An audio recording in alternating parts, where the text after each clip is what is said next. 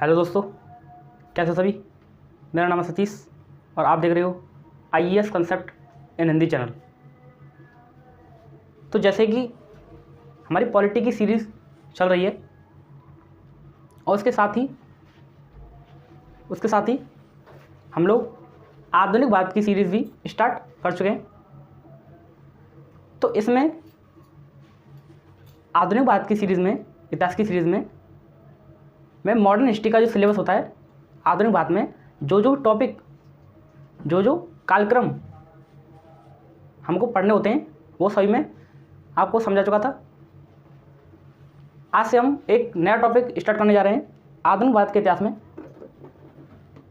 और वो है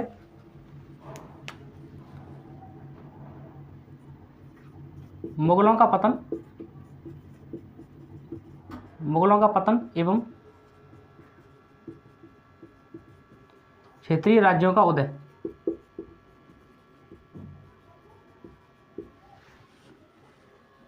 क्षेत्रीय राज्यों का उदय।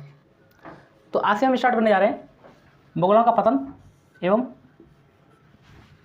क्षेत्रीय राज्यों का उदय, और इसी के साथ साथ यूरोपियों का आगमन।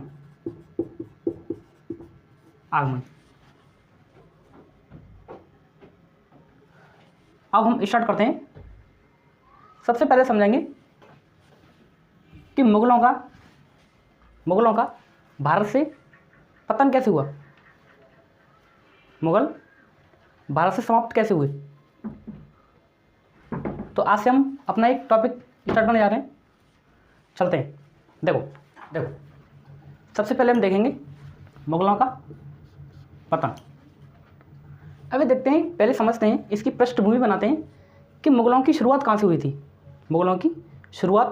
हुई थी। देखो, मध्यकालीन भारत में सबसे पहले क्या हुआ था।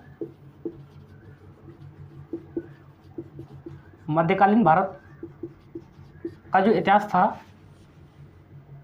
इसमें कितने पार्ट थे। पहला था पूर्व मध्यकाल का समय। इसके बाद जब मोहम्मद गौरी का भारत पर आक्रमण होता है, इसके पश्चात शुरू होता है दिल्ली सल्तनत।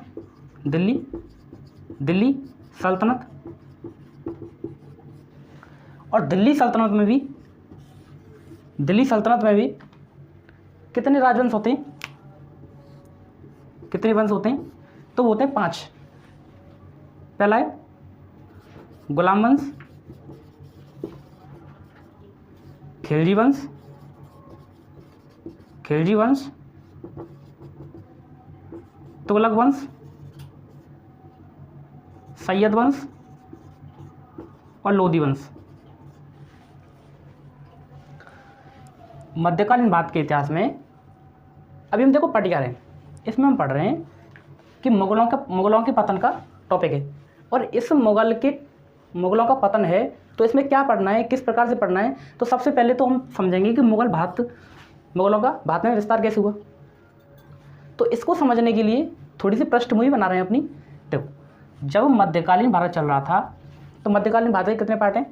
पहला है पूर्व मध्यकाल, और इसके बाद पूर्व मध्यकाल की समाप्ति जब हो रही थी, तो मोहम्मद गौरी का आक्रमण होता है। और मोहम्मद गौरी के आक्रमण के पश्चात ही क्या है, दिल्ली सल्तनत की शुरुआत होती है। और दिल्ली सल्तनत में कुल 5 वंश होते हैं। 5 वंश थे। सबसे पहला था गुलाम वंश, उसके बाद खिलजी, तुगलक, सैयद और लोधी वंश। तो जब लोधी वंश का आखिरी शासक, अंतिम शासक, वो कौन था। इब्राहिम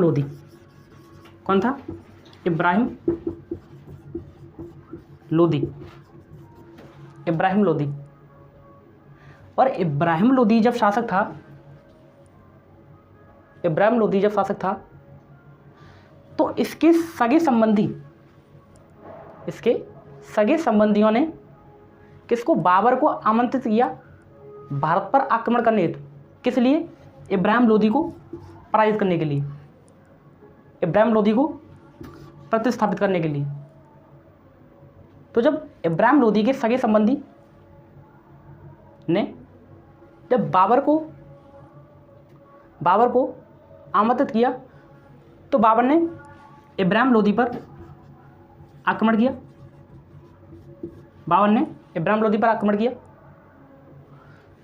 और बाबर ने जब इब्राहिम लोदी पर आक्रमण किया तो इसके बीच में क्या है, युद्ध होता है। और वो युद्ध है पानीपत का युद्ध। और पानीपत का भी प्रथम युद्ध, पानीपत का प्रथम युद्ध होता है। कब होता है, 1526 ईस्वी में, 1526 ईस्वी में। तो 1526 ईस्वी में पानीपत का प्रथम युद्ध हुआ। किस किस के बीच, बाबर और इब्राहिम लोदी, बाबर और इब्राहिम लोदी। जब बाबर और इब्राहिम लोदी के बीच युद्ध हुआ तो इसका परिणाम क्या हुआ, इस युद्ध का परिणाम हुआ कि इब्राहिम लोदी पराजित हुए और जीत किसकी हुई, बाबर की। जीत बाबर की हुई। बाबर के पक्ष में युद्ध समाप्त होता है। और यहीं से क्या है, यहीं से बाबर भारत पर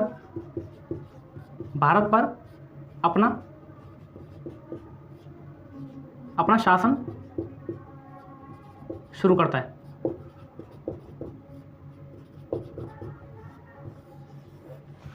कब से, 1526 ईस्वी से, 1526 ईस्वी से।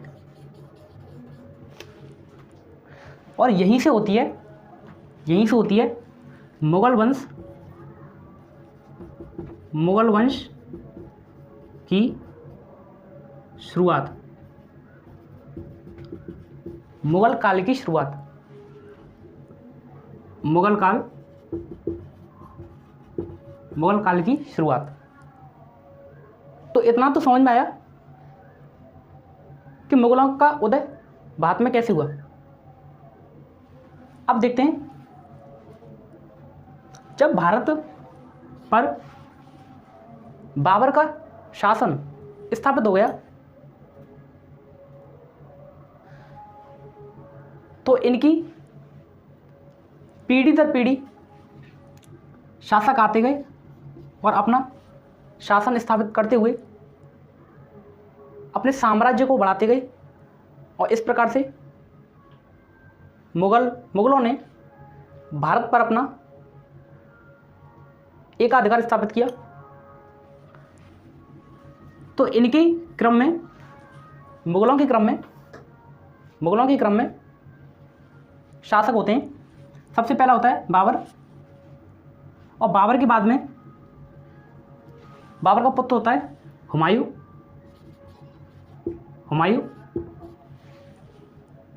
और हुमायूं के पश्चात होता है अकबर,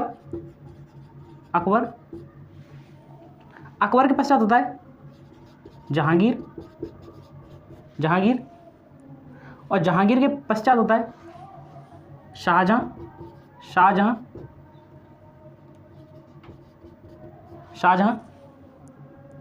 और शाहजहां के पश्चात होता है औरंगजेब।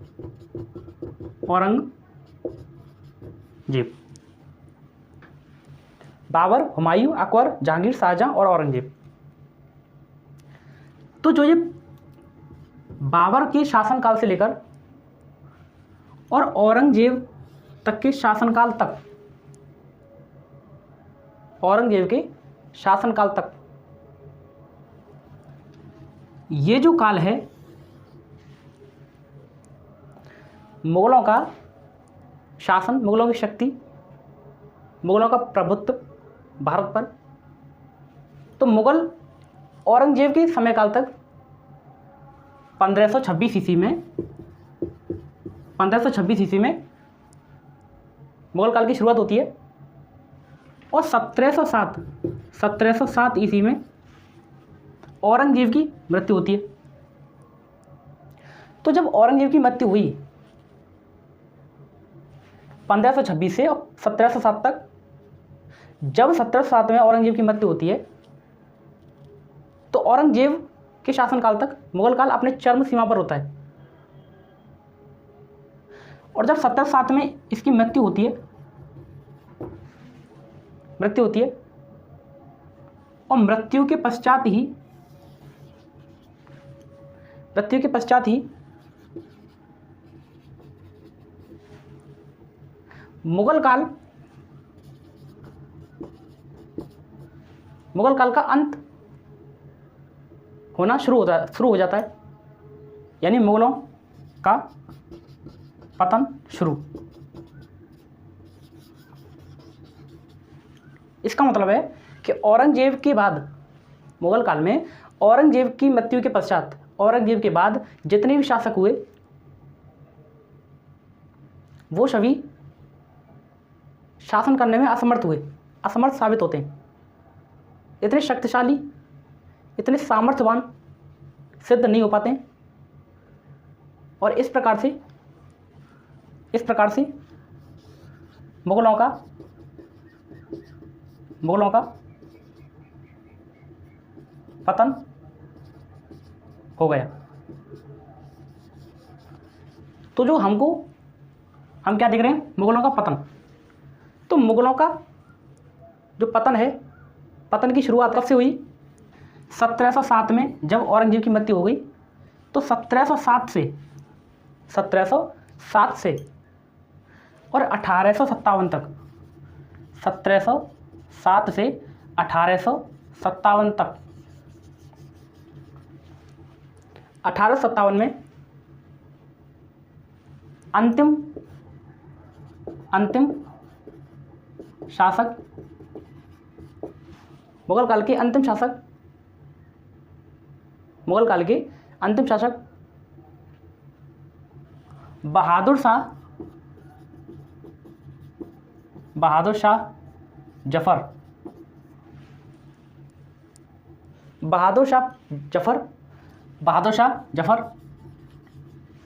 और इन्हीं को बोलते हैं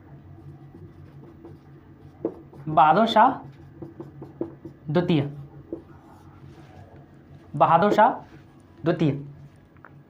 तो जब औरंगजेब की मृत्यु हुई 1707 में, इसके पश्चात जो शासक बना वो था 1707 से 1712 ईस्वी तक बहादुर शाह प्रथम। और बहादुर शाह प्रथम जब औरंगजेब की मृत्यु के पश्चात शासक बने 1707 से 1712 तक, बहादुर शाह प्रथम। और मुगल काल का अंतिम शासक कौन था? बहादुर शाह द्वितीय। तो ये जफर नाम से शायरी क्या करते थे, इसलिए इनका नाम पड़ गया बहादुर शाह जफर। तो जो हमको मुगलों के पतन के टॉपिक में, मुगलों के पतन के इस क्रम में जो भी समय का अध्ययन करना है, प्रमुख समय की जो घटनाएं हैं, बीते हुए समय की जो घटनाएं हैं, उन सभी का जिक्र, सभी का अध्ययन जो करना है, मुगलों के पतन का अध्ययन करना है, वो कब से कब तक का करना है? 1707 से 1857 तक। तो हम कह सकते हैं कि मुगलों का पतन 150 वर्षों में हुआ। यानी इतने शक्तिशाली थे मुगल कि 150 वर्षों में तो मुगलों का पतन हो रहा है। 150 वर्षों में मुगलों का पतन। 1857 में जब विद्रोह होता है, 1857 में जब विद्रोह होता है, और यहीं पर क्या है, इसका नेतृत्व 1857 की इस विद्रोह का जो नेतृत्व करेंगे वो कौन करेंगे? बहादुर शाह जफर। और यहीं पर इनकी समाप्ति होगी। तो इतने शक्तिशाली मुगल साबित हुए कि 1707 से और 1857 तक 150 सालों में पतन हो रहा है। 150 वर्षों में तो पतन की क्रिया चल रही है।